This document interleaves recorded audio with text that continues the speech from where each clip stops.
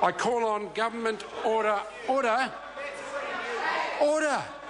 call on government order of the day number 1. Judicature Modernisation Bill, first reading. Honourable Judith Collins. Thank you, Mr. Speaker. I move that the Judicature Modernisation Bill be now read a first time. I nominate the Justice and Electoral Committee to consider the bill. A well-functioning justice system is an essential part of any healthy democracy.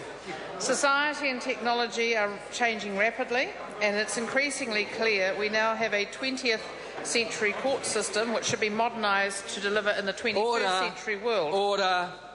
Can we have some courtesy, please?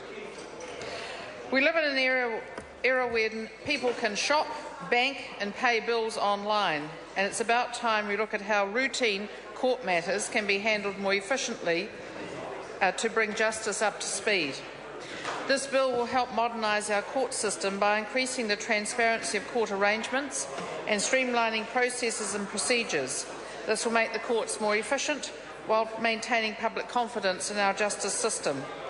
The bill implements the government's response to the Law Commission's review of the Judicature Act 1908. It contains 6 parts, 5 of which will result in new acts.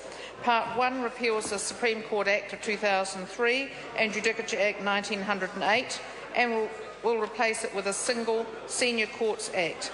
This Act will set out the constitution and jurisdiction of the High Court, Court of Appeal and Supreme Court in modern and easier to understand language. Order.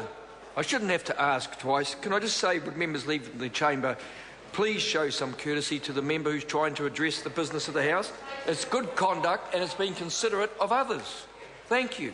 Thank you, the Mr. Honourable Speaker. Minister Judith Collins. Mr. Speaker. In modern and easier to understand language than that of the 1908 Act, the bill improves judicial transparency by requiring final written judgments to be published online. It also requires the judiciary to publish information about the delivery of reserved judgments and to publish guidance on judicial recusal from cases and when it is appropriate for a judge to hold other employment or office. The Attorney-General will also be required to publish the process he or she follows when making judicial appointments. The High Court will gain more effective powers to deal with meritless court proceedings brought by parties. The High Court will be able to issue 3 progressively stronger orders limiting parties from continuing or commencing civil proceedings. Similar powers will be granted to the lower courts to make less restrictive orders. This provides greater flexibility for dealing with problem litigants. I expect this to better target the small group of people who use up valuable court resources to pursue meritless proceedings time and time again.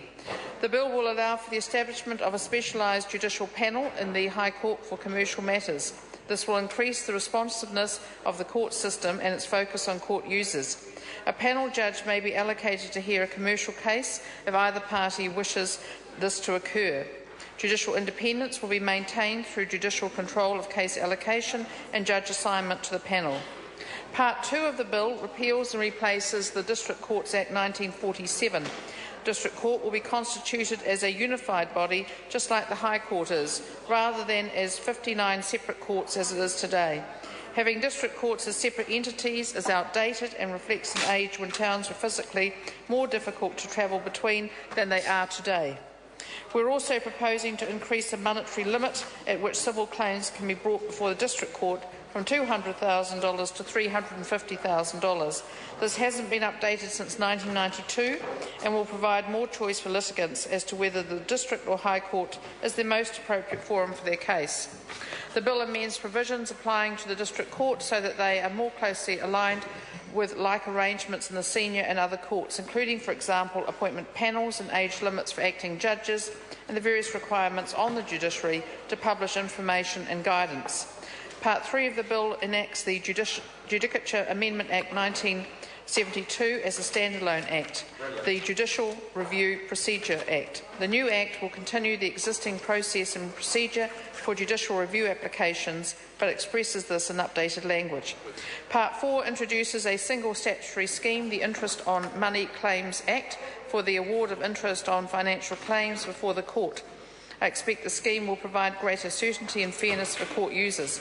This in turn will improve the efficiency of litigation by encouraging cases to settle more expeditiously. Part 5 of the bill will greatly assist courts to move into the 21st century by allowing the use of electronic processes.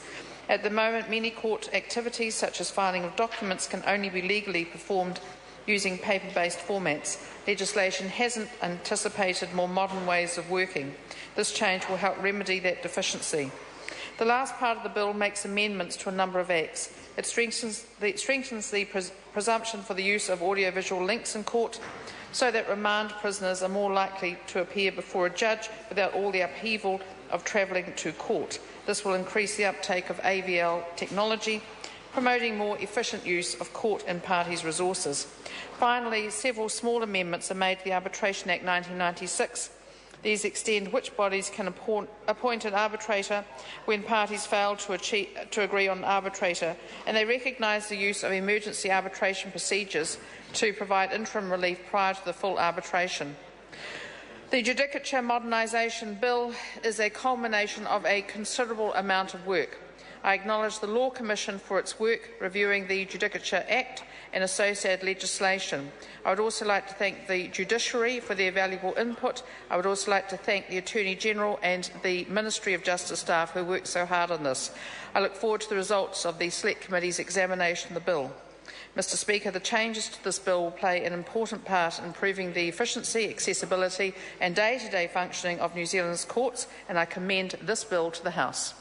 The question is that the motion be agreed to. I call the honourable